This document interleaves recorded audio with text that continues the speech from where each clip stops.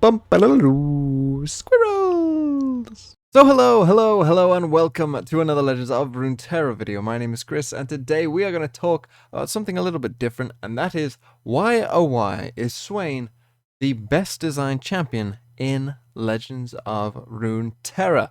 And the idea of this video is to enlighten you to some of the factors that lead to good champion design and healthy play patterns, both when you're playing the card and when you are facing a card as well. Something which we've, perhaps recently maybe seen some problems with some champion design and card design that has led to some frustrating mess. So let's dive straight in about why is Swain the best champion in the game. So the first thing we are going to look at is Nexus Strike, and I think that this is a very important keyword that often will lead to much more healthy champion design than other things, because when you have Nexus Strike on a champion, that means that they have to go into combat, and Legends of Runeterra is a primarily combat focused game, or at least when it is working at its best, it is a combat focused game. And you can go through the past history of this game and look at the decks that people were most frustrated by when they were playing against them.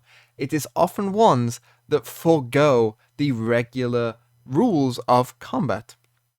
You can see it with Azir Aurelia, where they get to attack multiple times in a turn and generate a lot of pressure without following the normal rules through Blade Dance and through having, Emperor's Dice and Azir just sitting on the back row, and they can just generate a bunch of attackers. And that forgoes the normal rules.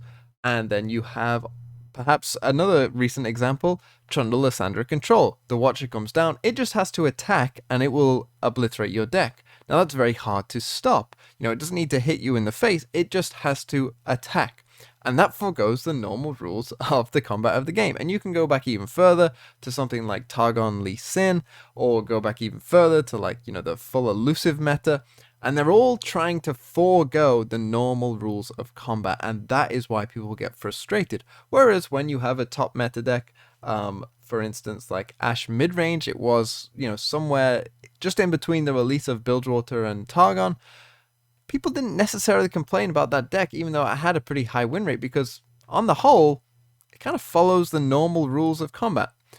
Or at least it takes a very long time for them to level up Ashe to get to a point where it doesn't. And so that feels a lot more fair. And we can look at some other examples as well of champions with Nexus Strike on them that leads to good, healthy design. Ezreal and Zoe, in my opinion, are two very well-designed champions for the most part. They each have their own little problems, I would say, but for the most part, they are well-designed, and they both have Nexus Strike on them. You have to send them into combat to get something out of them, and that is pretty good. And also, those Nexus Strike in all three cases will help level up the champion.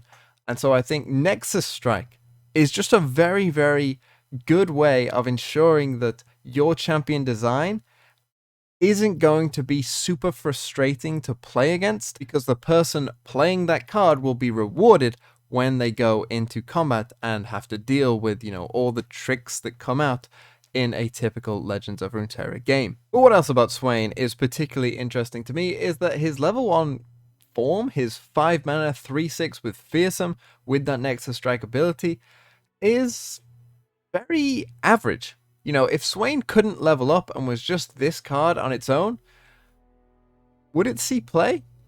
Maybe, maybe not. It's not a great card in and of itself. It's fine. Its stat line is, okay. The Nexus Strike is nice. You can hit them in the face for 6. That's okay. But if Swain couldn't level up, would he really see that much play? Probably not. And this, again, I think is a good thing, because this requires you then to try and level up the champion, because if it's not great in its level 1 form, that's going to push you to go, well, okay, I need to level this champion up, which is ideally, I think, what the devs had in mind when they were designing champions. They wanted people to build decks around champions with the idea of leveling them up and then winning the game. And we can compare this, for instance, to Draven, who is an example of the exact opposite, where Draven will give you so much value just from his level 1 form that leveling him up sometimes happens, but it doesn't really feel like there's ever a need to. Because with Draven, it's like you're going to get 99% of the value from Draven just in his level 1 form. And you're going to use those axes to discard and recycle them, or, use as a combat trick later, not even potentially on Draven. And so the goal of leveling him up doesn't feel like it's necessarily needed, and that is why having a sort of average level 1 form I think is actually a benefit to these champions. Going back to Swain though, we can see that when he is in his level 2 form and you have leveled Swain up, he is quite strong. All of a sudden that Nexus Strike becomes a big deal because essentially it can just act as a one-sided board wipe, but also his stunning the strongest enemy on the back row when you deal non-combat damage to the enemy Nexus can be used both as a great offensive or defensive tool. He all of a sudden becomes both a stall engine and a major threat at the same time, and so leveling up Swain again is worth it. Not only do you have a mediocre level 1, but the level 2 is powerful and it feels powerful, and therefore you want to level Swain up. And that leads to a situation where you're going to craft your deck around Swain. And again, we can compare this to other champions and see where the pitfalls of their design are. Heimerdinger, I think, is a great example. His level 2 form just doesn't do that much. You give the turrets an extra 1/1, but outside of very specific cases, you know, where your opponent might have a Withering Wail, that really isn't going to change anything. The most benefit of leveling up Heimerdinger comes from the fact that he gets an extra 1/1 of stats and therefore might be harder to kill. And so the goal of leveling up Heimer for any reason kind of becomes defunct because it's not that big of a deal. Sure, it's okay when you do and, you know, you'll take it, but it's not really the aim. You're never building the deck with the idea of, I'm going to level up Heimerdinger. It's, I'm going to play Heimerdinger for his level 1 form and, you know, that will be enough, hopefully, to win me the game. That's the idea. And so again, you end up with this champion that doesn't really want to level up and doesn't really need a deck to be fully crafted around it. And that, again, leads to, I think, a worse experience. On to what I think is perhaps one of Swain's best qualities, though, is his level up condition. And I think that this one is one that the devs could perhaps use a little more, and they have as time has sort of progressed. But Swain's level up condition is very flexible. Pretty much every region will have some way of dealing non-combat damage, and that means that you can play Swain with pretty much any other region, and that is very exciting, especially for people like me who like building decks. That's very exciting because Swain is flexible, and not every champion is. Some champions are pigeonholed into, you will play this way. You can't pair Yasuo with a region that doesn't have stuns or recalls. It doesn't make any sense.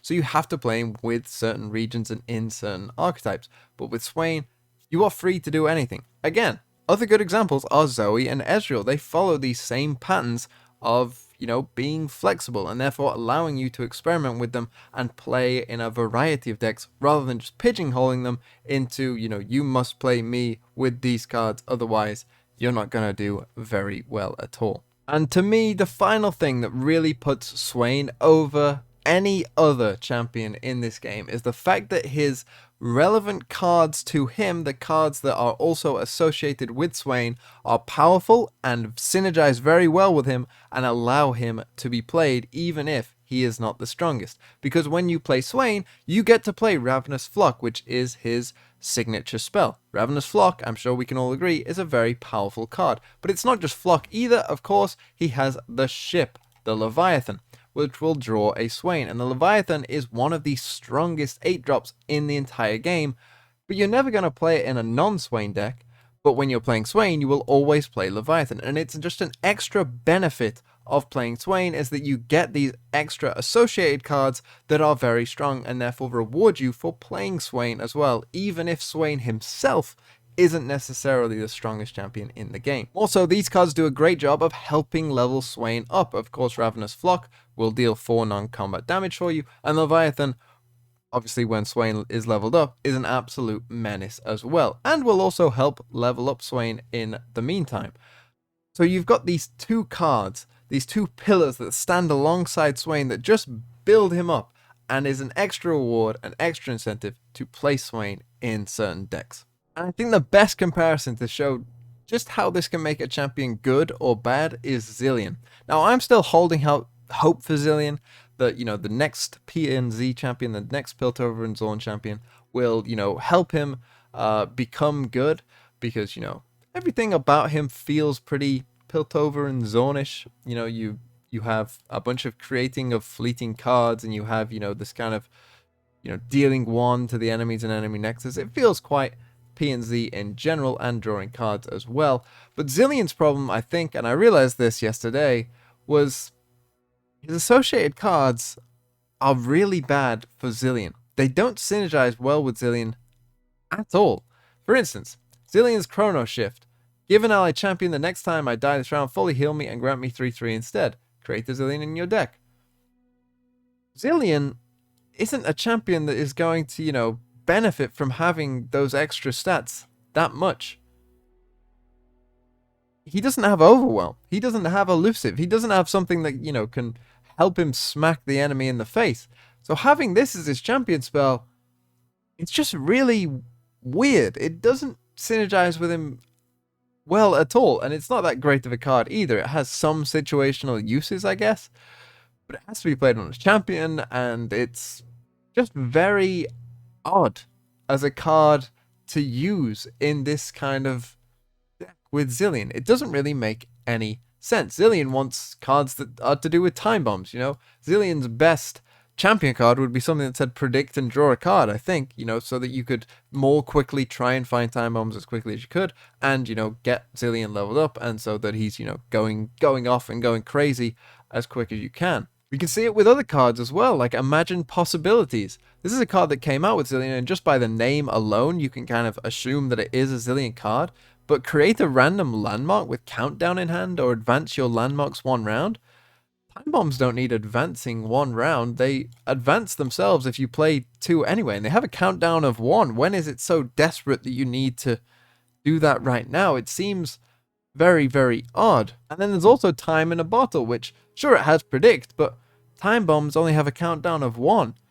So why would you need to advance them 2 rounds? It doesn't really make any sense. It's all very disjointed, and it's left Zilean in a place where he doesn't really have enough support. It's like he's come out completely on his own, and I think that that is a large reason why Zilean is struggling right now. But all of those factors, from Swain having Nexus Strike on both his level 1 and level 2 version, meaning that you want to send him into combat and put him at risk, and the fact that his level 1, you know, isn't that strong on its own, therefore wanting you to level him up, but his level 2 is very strong, and therefore it's even more incentive to try and level him up. His level up condition is flexible and allows you to play him in a variety of decks, and his support cards are very strong, which again helps the idea that if you play Swain, you will be successful. All of that adds up to make Swain the best designed champion in Legends of Runeterra, and I think that if I was the dev team, or if I was giving advice to the dev team,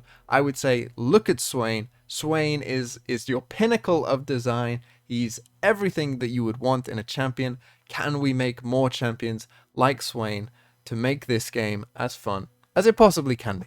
But let me know what you think about Swain and about other champions, or what your favorite champion design is. I mentioned a couple other good ones, I think, in Ezreal and Zoe. I think that they have minor flaws that maybe put them below Swain, but they're still very good designs overall, I think. And yeah, let me know what you think in the comments down below. I'd love to hear, because, you know, I love design discussions, so please do let me know, and I'll read every one of them for certain, and I'll, you know, respond to the ones that I think are great comments. Yeah, thank you so much for watching, and I will see you tomorrow with another video that I don't know what it will be about yet. Thank you for watching.